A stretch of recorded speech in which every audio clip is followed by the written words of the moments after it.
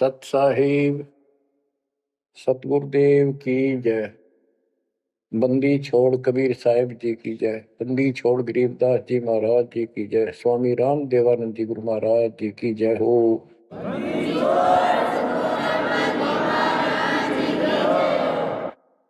सर्व संतों की जय, सर्व भक्तों की जय, धर्मी पुरुषों की जय। श्री काशी धाम की जय, श्री सुडानी धाम की जय, श्री क्रोथा धाम की जय, श्री बरवाड़ा धाम की जय। सत साहिब परमपिता परमात्मा की प्यारी आत्माओं, परमेश्वर कबीर जी ने आपके ऊपर विशेष रजा की है। आप अमर कथा सुन रहे हो, सत्यनारायण कथा सुन रहे हो, और आप कहीं भी बैठे हो, दाता ने कैसी दया कर दी। चलते फिरते बैठकर परमात्मा का गुणगान सुनो। बच्चों, ये सत्संग जो है ये आध्यात्मिक पढ़ाई है, ये आध्यात्मिक शिक्षा है। इसको समझने के लिए भी काफी समय की आवश्यकता है। जैसे बच्चे स्कूल जाते हैं, यानी 15-16 वर्ष तक तो वो टोटली फ्री होते हैं। अपनी पढ़ाई करो, ट्यूशन लगवाओ, क्लास में पढ़ो। तो ऐसे करते करते वो विद्वान बन जाते हैं, डॉक्टर बन जाते हैं, इंजीनियर बन जाते हैं और बड़ी बड़ी शिक्षाएं प्राप्त कर लेते हैं। इसी प्रकार आपको ये आध्यात्मिक लेक्चर अटेंड करते रहना चाहिए। संसारिक काम भी करो, शिक्षा ग्रहण भी करो, लेकिन ये शिक्षा साथ जरूर ग्रहण करो। इसके बिना सब व्यर्थ है। वो तो सिर्फ पेट के लिए, रोजी रोटी के लिए। जो भी कर्म हम करते हैं सब रोजगार के लिए होता है, और वो रोजगार करते करते नुकसान हो जाता है। सब कुछ करते करते हानि हो जाती है, कोई लाभ नहीं मिलता। इधर कमाते हैं, उधर रोग हो जाता है, यहां से कमाया उधर खत्म हो गया। तो परमात्मा के चरणों में आने के बाद, इसकी शरण में आ जाने के बाद, तो ये इस तरह के कष्टों को कम कर देगा। परमात्मा की महिमा भी ना सुने, भक्ति ना करें और काम में ज्यादा ध्यान दें, कदे नुकसान ना हो जाए। और वो करते करते हो जाता है, फिर घर के रहते ना गांठ के। इसलिए काम अवश्य करो, पर इसमें नागा ना करो। परमात्मा की महिमा अवश्य सुनो और भक्ति डेली करो। सुबह दोपहर शाम के परमात्मा की स्तुति। आजकल तो अनपढ़ भी कर सकते हैं, मोबाइल घर घर है, उसमें लगाओ आरती सुबह दोपहर शाम की, आराम से सुनो। काम भी करते रहो, खाना बना रहे हो आरती चल रही है, बहुत बढ़िया, ध्यान आरती में रहेगा। जैसे ड्राइवर गाड़ी चलाते हैं, ड्राइविंग तो बहुत सावधानी का काम होता है, लेकिन उसमें बातें करते रहते हैं, वो चलाता भी रहता है। इसी प्रकार इस समय का ऐसे सदुपयोग करो, श्रवण भी करो, गाड़ी भी चलाओ, तो आरती भी लगा लो, उसके अंदर चलते रहो, सुनते रहो। तो परमात्मा ने आपके ऊपर रजा करने में कसर नहीं छोड़ रखी। और अब आप भी चौकस हो जाओ, सतर्क हो जाओ, समर्पित और दृढ़ हो जाओ। तो बच्चों, ये है वो तत्व ज्ञान। और अभी तक तो हमारे को अध्यात्म का सिर पैर भी ज्ञान नहीं था। और जब तक बच्चों हमें विश्वास नहीं होता कि परमात्मा कौन है, इसका प्रमाण कहाँ है, कहाँ प्रूफ है, और हमारी आत्मा इस बात को नहीं स्वीकार कर लेती क्या सचमुच यही सत्य है, तब तक हम भक्ति भी करते रहते हैं और आत्मा अस्थिर रहती है, मन अस्थिर रहता है, कोई भी कोई साधना बताता है, हम उसी को करने के लिए तत्पर हो जाते हैं। वो पहले वाली तो छोड़ते नहीं और भी शुरू कर देते,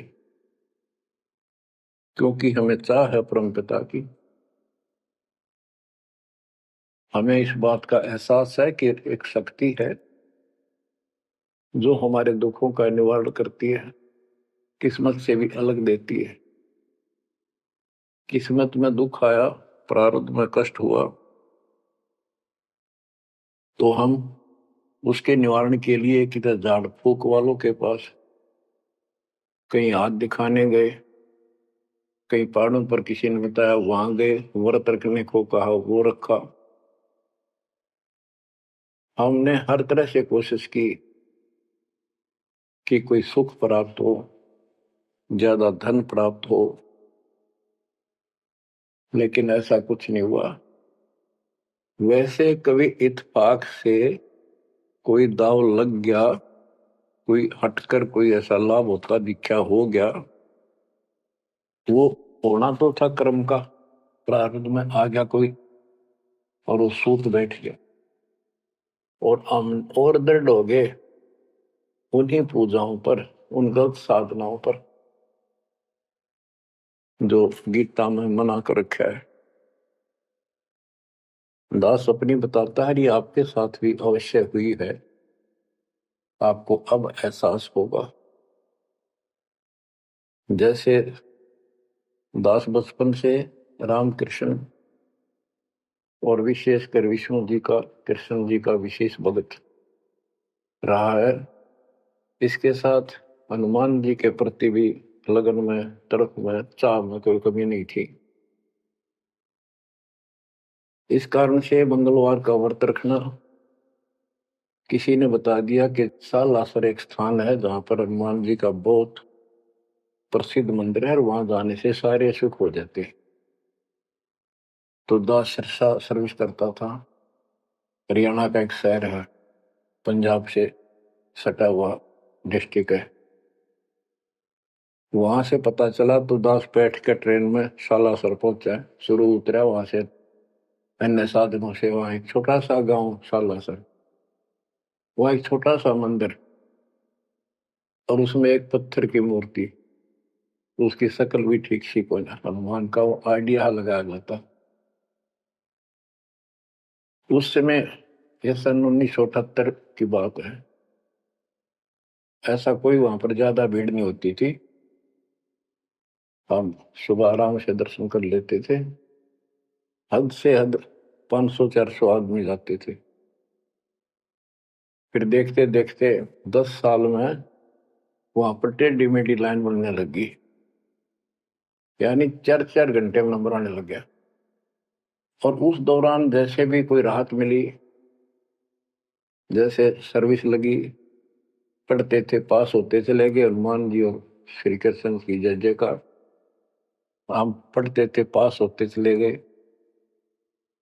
तो ये श्रेय अपने इन इष्ट देवों को मानते थे जो एक से अनेक थे, श्री विष्णु भगवान, कृष्ण जी, श्री राम जी और हनुमान जी, शंकर भगवान जी। यानी शंकर भगवान जी को पीछे नहीं रखते थे, और ये बता रखा था अगर माँ की भक्ति नहीं करनी, इसको विशेष ध्यान नहीं देते थे इसके ऊपर।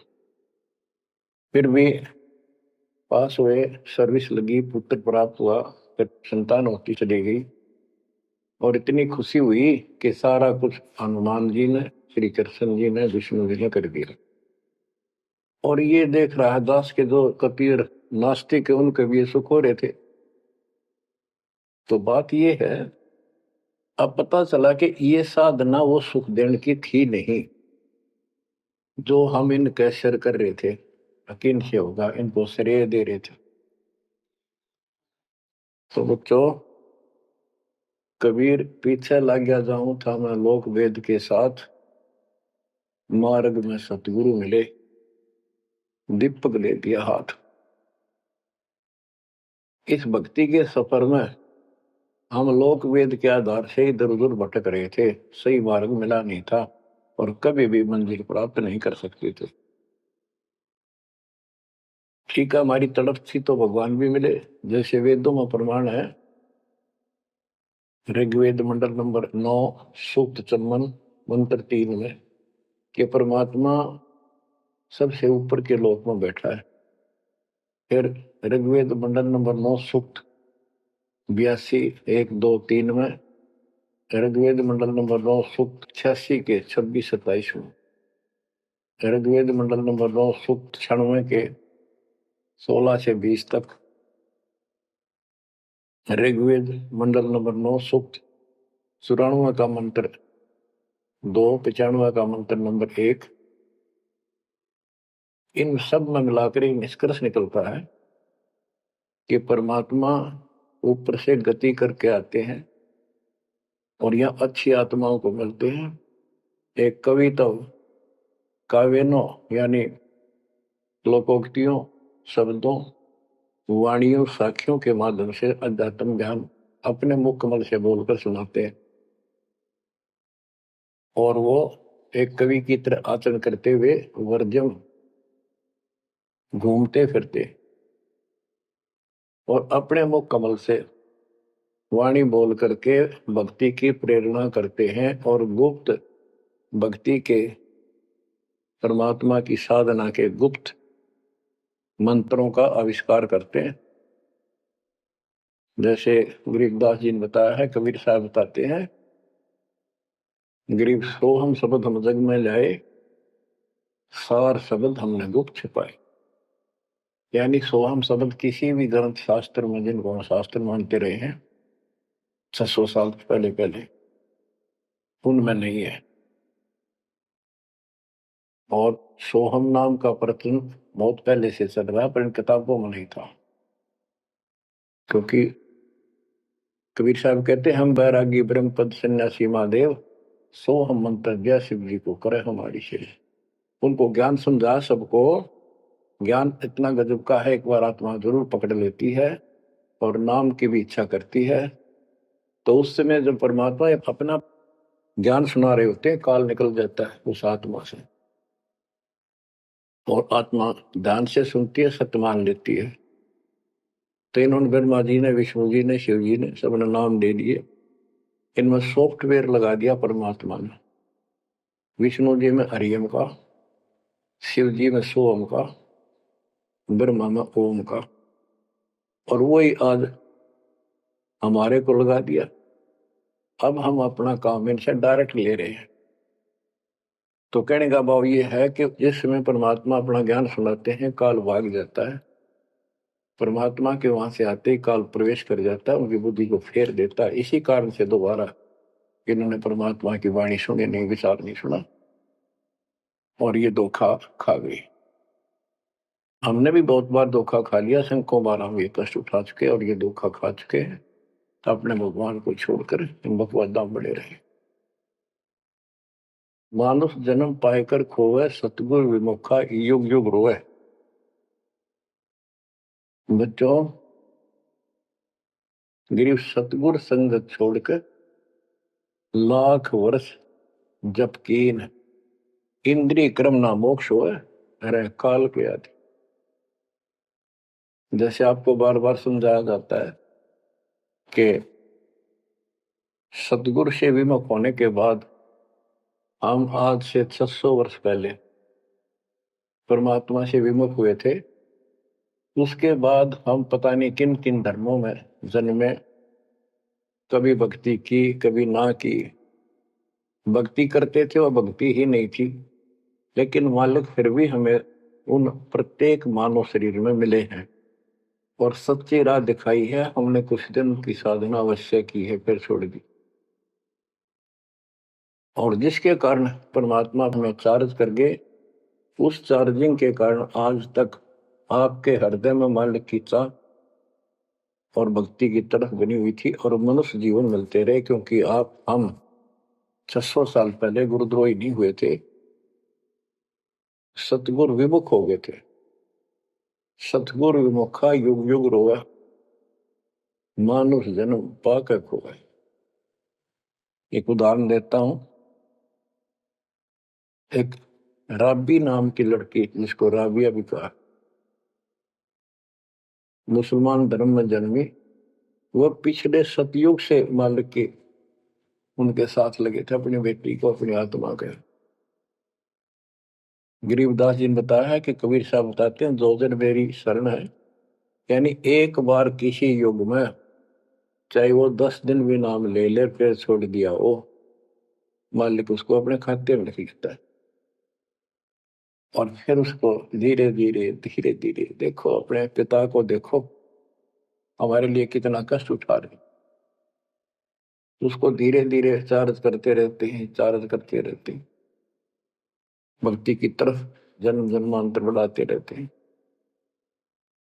उसी कर्म अनुसार उसी क्रिया में वो लड़की आत्मा राबी बनी हुई थी, मुसलमान घर में जन्म था, 12-13 साल की बेटी थी, भेड़ बकरियां चरा रही थी और वो सारी सृष्टि के रचनहार हमारे पिता अपनी बेटी के लिए उस जंगल में पहुंच गए, घास फूस पर बैठ के जाकर बेटी के पास मुसलमान धर्म जिंदा का रूप बनाया। हमारे अंदर एक धर्म कर्म की ये भी एक समस्या है कि हम अपने धर्म वालों को महत्व देते हैं, दूसरों से नफरत करते हैं, ये काल की चाल है।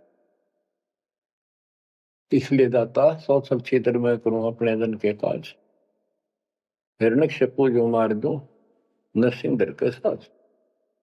इब्राहिम सुल्तान दम के बंदी बन के चले गए, एक नौकरानी बन के चले गए, क्या पड़ा था उनको, कोरड़े खाए, नौकर बने, अपने बच्चे को नरक से निकालने के लिए कि तुम बालक हो, बुद्धि छोटी है, बच्चे की बुद्धि इतना काम नहीं करती, इस ज्ञान से आपकी बुद्धि विकसित होगी,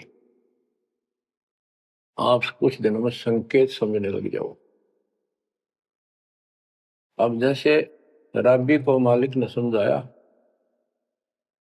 तो बच्चों परमात्मा अपनी उस बेटी उस आत्मा के राबिया के पास जाकर बैठ के जंगल में गर्मी सर्दी घास फूस के ऊपर बैठ के और उसको समझाने लगे, बेटी भक्ति किया करो। तो बच्ची थी जैसे उस धर्म के अंदर जन्मी थी, उसमें जो साधना बताते थे उसको कहती थी हम करते हैं, ऐसे करते हैं, नमाज करते हैं, ईद बकरीद मनाते हैं। तो परमात्मा ने उनको काफी समझा, कई दिन लगातार जाते रहे, ये चले जाते फिर आ जाते, अंत में लड़की ने स्वीकार कर लिया, भगवान मुझे वो सच्चा राह बता दो जिससे मोक्ष मिले। परमात्मा ने उनको मंत्र दिए, ये मंत्र दे दिए पांचों, लेकिन ये नहीं बताया ये किस किस के हैं, क्योंकि इसके बताने की जरूरत भी नहीं है, या तो चाबी है किसी भी खजाने की है या कोई और सामान वाले की है, उस ताले के लाओ खुल जाएगा और उसमें वो सामान आपको मिल जाएगा। फिर भी याद होना आवश्यक है कि ये इसमें यू सामान है, इसमें यह सामान है। तो लड़की ने कुछ दिन मालिक की साधना की, 4 वर्ष। उसके बाद समाज के दबाव में शानी होगी, उसने यहाँ तक फैसला कर लिया कि ये तो संस्कार बढ़ते चले जाते हैं, शादी ही नहीं कराऊंगी, विवाह नहीं कराऊंगी। उसने निकाह करने से मना कर दिया। माँ बाप ने कोशिश की लेकिन बिल्कुल स्पष्ट शब्दों में कह दिया, मैं विवाह नहीं करूंगी, मैं अल्लाह खुदा को प्राप्त करूंगी। माँ बाप परेशान हो गए कि बच्ची है, इसने तो जिद लगा ली और इसका जीवन कैसे पार होगा, कैसे पास होगा, तो हो ही नहीं सकता। माँ बाप ने कहा बेटी या तो निकाह कर लेना, दोनों मरेंगे। लड़की ने सोचा चल माता पिता की हत्या का क्यों सिर पर दोष लूं, आगे अपने पति से बात कर रहे हैं। निकाह हो गया। मुसलमानों के अंदर लड़की से अपनी राय पूछी जाती है विवाह के समय कि क्या आपको ये निकाह कबूल है। लड़की यस कर देती है तो विवाह होता है, न तो नहीं होता। ये स्वतंत्रता बेटी को है।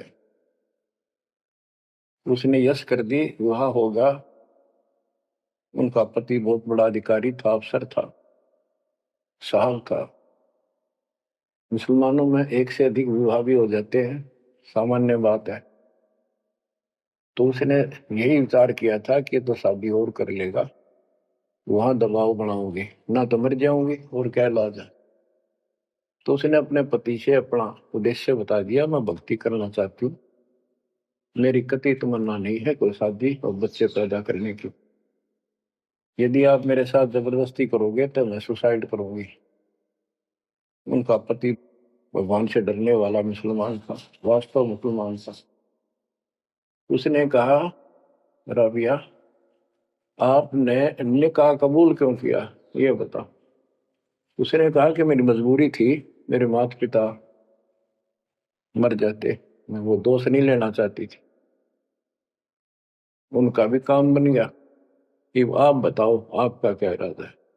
मेरा फाइनल है, या तो मौत या अपनी भक्ति करूंगे।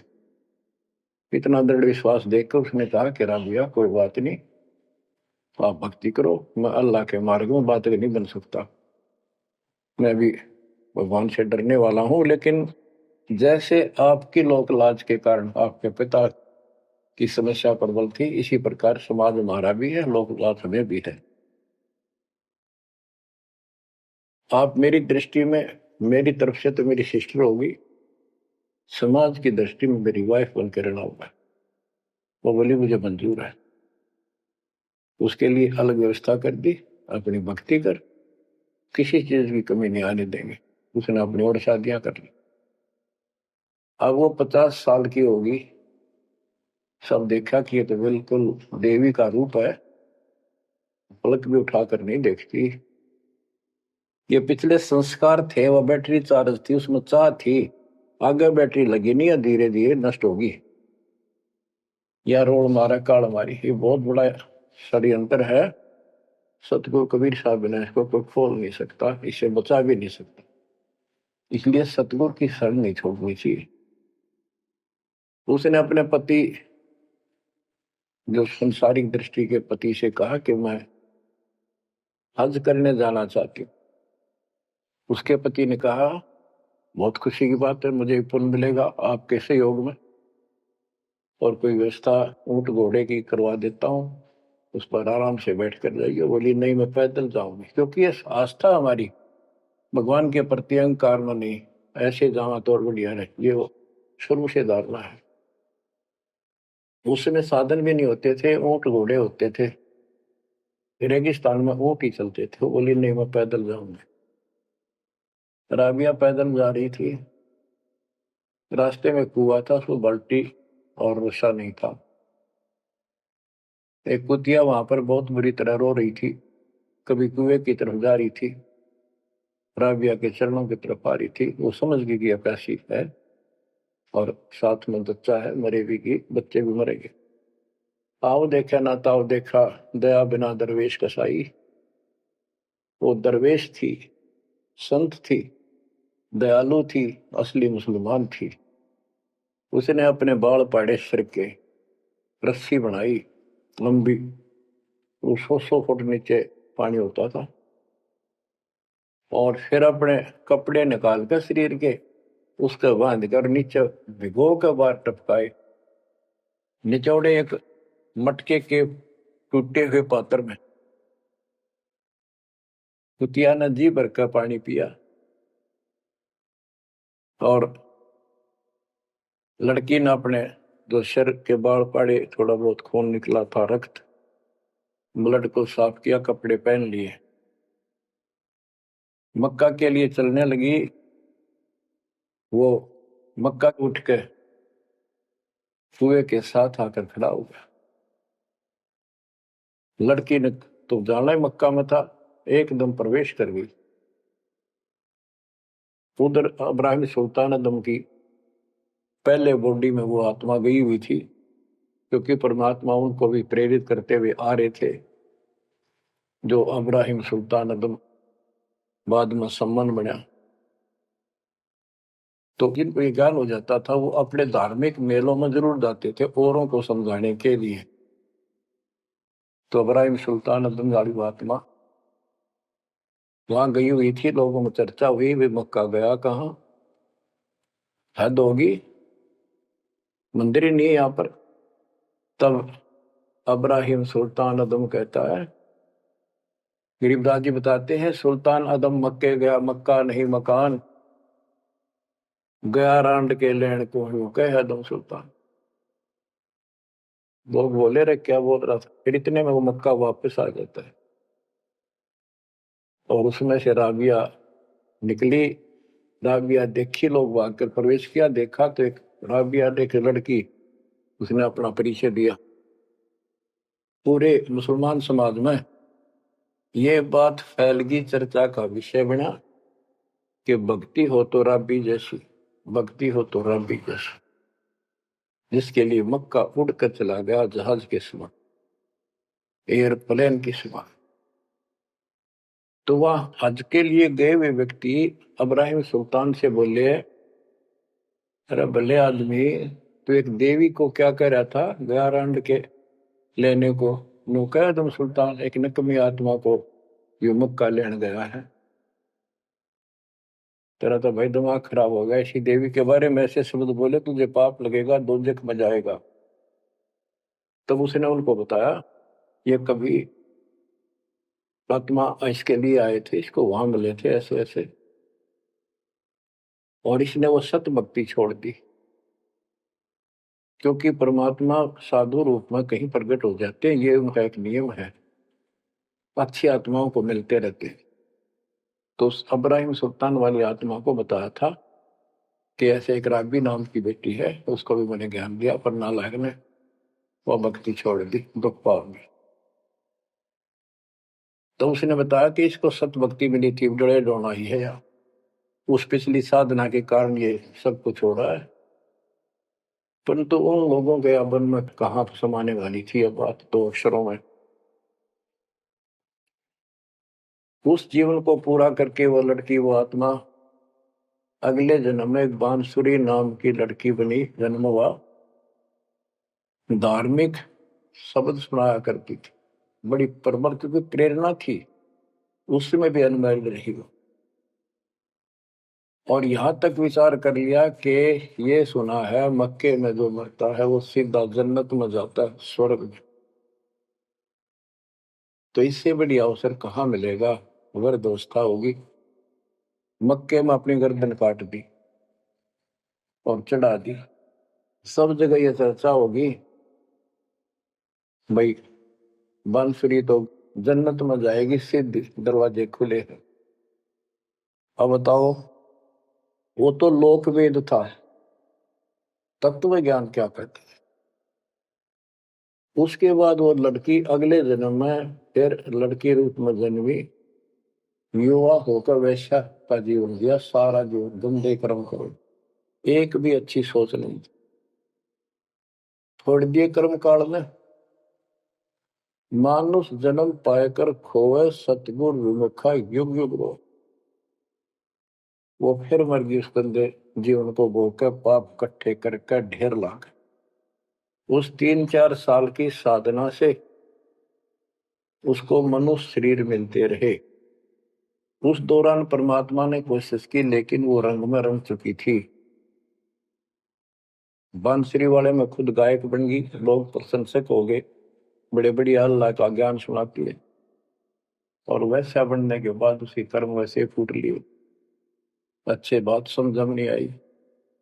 वो फिर मृत्यु को प्राप्त हुई, वैसा का जीवन, गणका का जीवन भोग कर फिर वो शेख तकी नाम के एक धार्मिक मुसलमान पीर के घर जन्म लिया बेटी के रूप। 11 वर्ष की, 12 वर्ष की आयु पूरी करके वो मर गई, समय संस्कार पूरा हुआ। परमात्मा कहते हैं, सोचल छिदर मैं करूं अपने जन के काज, उस आत्मा को फिर अपने चरणों में लेना था, अपनी प्यारी आत्मा। जो जन मेरी शरण है ताका हूं मैं दास, केल के लाग्या करूं जब लग धरती आकाश। तो कारण बनाया, शेख तकी के मन में ये धारणा पैदा की कि राजा सिकंदर लोदी से, जो उसका धार्मिक पीर था शेख तकी, उसने कहा कि आप कहते हो, इसने कबीर ने रामानंद जी को जीवित कर दिया, गर्दन काट दी थी आपने, और आपका जलन का रोग ठीक कर दिया। कमाल जिंदा कर दिया। वो तो वैसे उसमें सदमे में था, वो ऐसे वैसे हो जाता, इत्तेफाक उसको जीवित होना था, इसका कबीर का नाम बन गया। जब जानो मैं इसको, मेरी बेटी को जिंदा कर दे जो कब्र में दबी हुई है, 15-20 दिन हो गए। तो कबीर साहब से कहा गया, कबीर साहब ने कहा कि आसपास के लोगों को बता दो कि आ जाओ, एक कमाल होगा। उस शेख तकीर ने ढिंढोरा पिटवा दिया कि इसकी बेइज्जती हो तो छक्का हुआ, मूर्ख बना रहा। उधर कबीर साहब ने कह दिया कि भाई खूब बुला लो, आसपास जितने बुला सकते हो, सबके सामने देखते हैं परमात्मा की क्या रजा होती है। हजारों व्यक्तियों के सामने कब्र फुलवा दी, उसमें 100 पड़ा था। कबीर साहब ने कहा एक शेख तकी की बेटी जीवित हो जा, लड़की नहीं जीवित हुई। फिर दोबारा कहा, फिर भी जीवित नहीं हुई। शेख तकी नाचन लग गया, खुल गई पोल डोंगी की।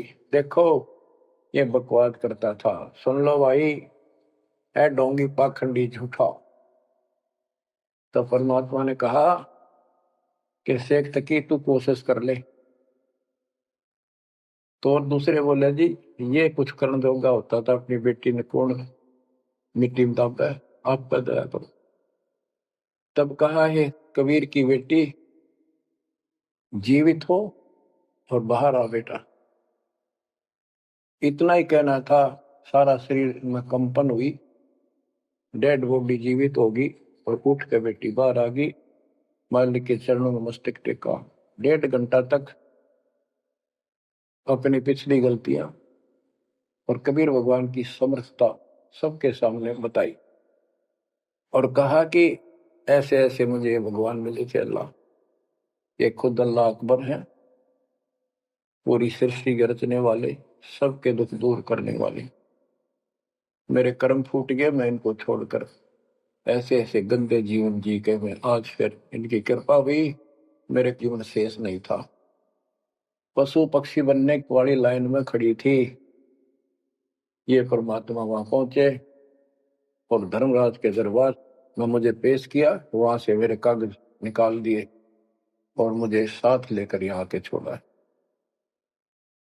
बोलो सतगुरु देव की जय हो, बद्दी छोड़ कबीर साहिब की जय हो।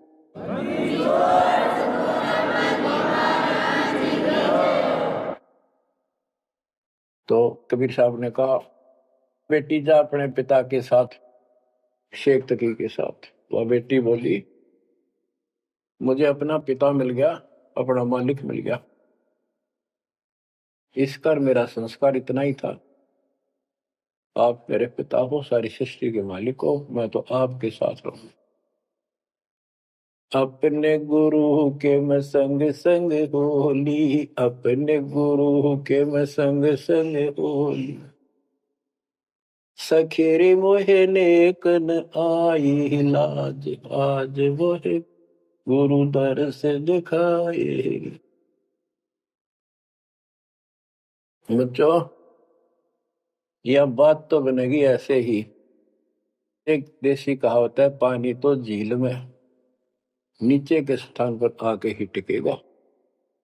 वैसे पलट में कितना ऊंचा चढ़ जाए लेकिन टिकेगा वहीं आके। मन का तूफान बकवादों का, कहीं धक्के खा लो, आके बात बनेगी सतगुरु शरण। गरीबदास जी कहते गरीब सतगुरु संगत छोड़कर लाख वर्ष जबकि इंद्रिय कर्म ना मोक्ष हो, रहे काल के अच्छी है। सतगुरु पूर्ण संत की संगत छोड़कर चाहे लाख वर्ष तक ये जप करते रहियो, चाहे ये जाप करते रहना, इसका कोई यूज नहीं होगा, क्योंकि कनेक्शन कट चुका होगा, मर्यादा भंग होगी। गुरु बिन माला फेरते, गुरु बिन देते दान, गुरु बिन दोनों निष्फल है, वो व्यर्थ जाएंगे। तो बच्चों परमात्मा हमारे लिए भटक रहे हैं, इन पिछली गलतियों से सबक लो, इनको फिर से ना दोहराना। जैसे आपको बताया है कि कबीर भगवान है, ये सारी सृष्टि के रचने वाले हैं, ये हमारे पिता, हमारे जनक है, हमारे कष्टों को दूर करने वाले, संकट मोचन यही है। लेकिन हम इनको छोड़कर अन्य उपासना करते रहे हैं। जैसे गीता अध्याय 16 श्लोक 23 और 24 में स्पष्ट कर दिया है कि शास्त्र विधि को त्याग कर जो अपनी मर्जी से, इच्छा से मनमाना आचरण करते, मनमानी साधनाएं करते हैं जो शास्त्रों में प्रमाणित नहीं है, उनको न तो कोई सुख हो, न कोई सिद्धि प्राप्त हो, कार्य सिद्ध हो जिससे, और न उनकी गति यानी मोक्ष हो। तो भक्ति करते इसी के लिए है। ये तीनों नहीं हुए तो उस भक्ति का फायदा क्या, जड़े ढोने वाली बात। तो बच्चों, आपको बताया सभी वेदों और ग्रंथों से सिद्ध कर दिया कि कबीर भगवान है। वेदों को तो पूरा विश्व मानता है और हिंदू समाज तो इस पे कुर्बान है। उसके बाद दूसरा नंबर गीता, वेदों से भी प्रथम आ चुकी है वर्तमान में, क्योंकि इसमें ज्ञान बिल्कुल संक्षिप्त में और बहुत तिरपाई सीरीज में। तो इसलिए इनमें सबसे आपको प्रमाणित कर दिया कि कौन सी भक्ति करनी है, कौन सी ना करनी है। गीता अध्याय 16 के 23 में तो बता ही दिया कि शास्त्र विधि को त्याग कर मनमाना करते उनको कोई यूज नहीं। 24 में कहा कि इससे तेरे लिए अर्जुन शास्त्र ही प्रमाण है, कर्तव्य जो साधना करने योग्य है और अकर्तव्य जो ना करने वाली है, इन्हीं के आधार से करो। गीता अध्याय 9 श्लोक 25 में कहा कि भूत पूजने वाले भूतों को प्राप्त होंगे, पितर पूजने वाले पितरों को प्राप्त होंगे, देवताओं की भक्ति करने वाले देवताओं को प्राप्त होंगे, और मेरी भक्ति करने वाला मुझे प्राप्त होगा। अपनी साधना का पूरी गीता में 8वें अध्याय के 13वें श्लोक में एक मंत्र बताया है, ओम इति एक अक्षर ब्रह्म व्यवहारण माम अनुसमरण यह प्रयाति तजन देव से याति प्रभाव। मुझ ब्रह्म का केवल एक ही मंत्र है जिसका जाप करना अंतिम शास्त्र जो इसकी साधना करता है वो मेरे से, इस ओम से प्राप्त होने वाली गति को प्राप्त होता है। वो गति कौन सी है, इसके लिए आपको, क्योंकि ये एक लेक्चर है, पीरियड है जो दास आपको दे रहा है, और इसमें टीचर पहले दिन से लेकर 1 साल तक यह पढ़ावा है, तब जाकर के बच्चों के दिल में स्वभावत है। 100 बार पढ़ा ले तो भी पढ़नी पड़ती है, तभी उसके ऊपर विश्वास उतर जाता है, वो हृदय में जम जाती है। श्री देवी भागवत के 6ठे स्कंद में हिमालय राजा को देवी, वो देवी का परम भगत था, कुछ बातें नहीं हो रही थी, तो उसने कहा मुझे मोक्ष दो। धन तो बहुत दे दिया आपने, तो उसने कहा मोक्ष, ये झूठ बोले ने ज्ञान तो है नहीं, और उस भक्ति का ज्ञान इनको, क्योंकि उन्हें वो खत्म कर दिया जो मूल ज्ञान था, सूक्ष्म वेद का वो पार्ट हिस्सा। तो इसने कहा कि ओम का जाप कर। राजा हिमालय से श्री देवी ने कहा, दुर्गा ने, ओम का जाप कर और सब बात छोड़ दे, वो ब्रह्म दिव्य आकाश रूपी ब्रह्म लोक में रहता, उस ब्रह्म को प्राप्त हो जाओगे, तुम्हारा कल्याण हो। गीता अध्याय 8 श्लोक 16 में बताया है कि ब्रह्मलोक में गए वे भी सब पुनरावृत्ति में है। गीता चारों वेदों का सारांश है, ये वेद है। जितना इसमें वेदों वाला ज्ञान है वो सत्य है, कुछ काल ने अपना मिलावटी किया है, वो अलग दिखाई देता है। वो केवल युद्ध कराने के लिए अटकलबाजी इसने की है और बीच में अपना तड़का भी लगाया है। वो साफ निर्णय हो गया, क्योंकि सूक्ष्म वेद सब कुछ है, उससे सभी छट गया अलग अलग से, ये गलत है ये ठीक है। तो ब्रह्म लोक में गए हुए भी पुनरावृत्ति में पुनर्जन्म होता है, गीता अध्याय 4 श्लोक 5 में इसने स्पष्ट कर दिया, तुम तेरे मेरे बहुत जन्म हो चुके हैं, तू नहीं जानता नहीं है। गीता अध्याय 2 श्लोक 12 में यही 10 के 2 में बताया कि मेरी उत्पत्ति तो हुई है, लेकिन ये ऋषि देवता नहीं जानते, क्योंकि ये मेरे से उत्पन्न हुए। फिर उस ज्ञान को जैसे जहां से शुरुआत हुई थी कि परमात्मा सतलोक से सबसे ऊपर के लोक में रहता, वहां से चलकर गति करके आता है, अपना सच्चा ज्ञातम ज्ञान खुद बोलकर बताता है। गीता अध्याय 4 श्लोक 32 में, ये कोड वर्डों में है गीता ज्यादातर, उसमें बताया कि जो ज्ञान ब्रह्मणे मुखे सचिदानंद घन ब्रह्म ने अपने मुख कमल से बोली वाणी में बोला है, उस वाणी में विस्तार के साथ लिखा है, उससे ये पूर्ण मोक्ष होगा, फिर कभी जन्म मरण नहीं होता। उसके बारे में चौथे अध्याय के 34वें श्लोक में कहा है कि उस ज्ञान को तत्वदर्शी संतों के पास जाकर समझ, उनको दंडवत प्रणाम करने से, कपट छोड़कर उनकी सेवा करने से वो तत्वदर्शी संत जो तत्व ज्ञान का उपदेश करेंगे। गीता अध्याय 15 श्लोक 1 में स्पष्ट कर दिया है, जो इस उल्टे लटके हुए संसार रूपी वृक्ष के सभी विभाग का नारा नारा ज्ञान बता देता, सभी विभागों का पार्षद सवेदवित व वेद के तात्पर्य को जानने वाला है। गीता अध्याय 15 श्लोक 4 में कहा है कि उस तत्व ज्ञान के प्राप्त होने के पश्चात उस तत्व ज्ञान रूपी शस्त्र से इस ज्ञान को काट कर, यानी तत्व ज्ञान को ठीक से समझकर उसके पश्चात परमेश्वर के उस परम पद की खोज करनी चाहिए, जहां जाने के बाद साधक फिर लौटकर संसार में कभी नहीं आते, और उसी की भक्ति करो जिसने सारे संसार रूपी वृक्ष को बनाया है, सृष्टि रची है। बच्चों, ये है वो तत्व ज्ञान, ये है वो मूल ज्ञान, सार ज्ञान निष्कर्ष निकाल के रख दिया गया है। अब गीता बोलने वाले ने कहा है कि उस तत्व ज्ञान के अंदर सब कुछ निष्कर्ष है, उसको समझो। यही कुरान शरीफ के अंदर, कुरान मजीद के अंदर सूरत फुरकानी 25 आयत 52 से 59 में यही स्पष्ट किया है, वो कबीर नाम का परमात्मा है जिसने सारी सृष्टि रची, जिसने सब आपको संतान माता पिता का रूप दिया, सबके कर्मों को वो काटने वाला है, सबके कर्मों को ठीक से जानता है।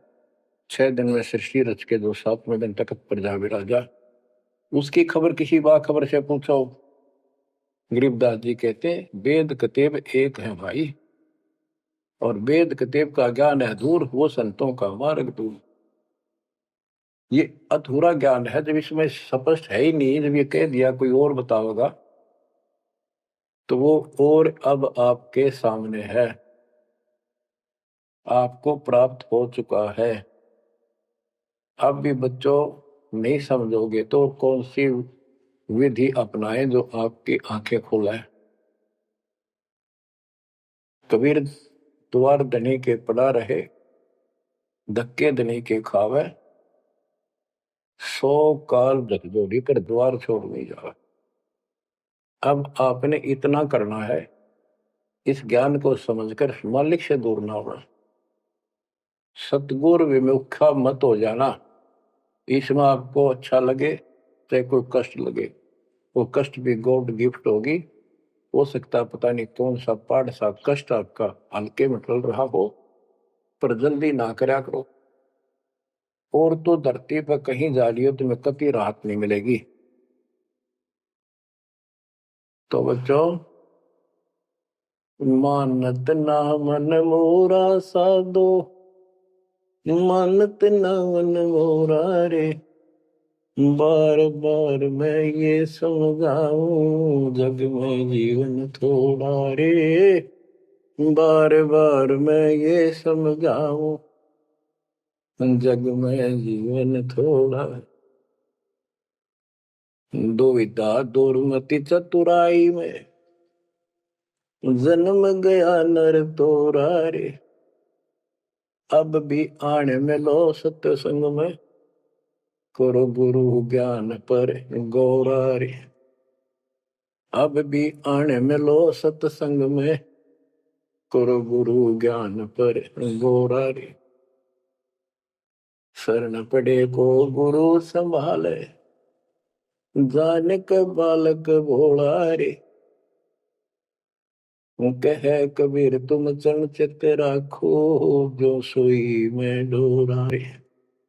कह कबीर तुम चरण चित राखो, जो सोई मैं डोरा रे। मानत ना मन मोरा साधो,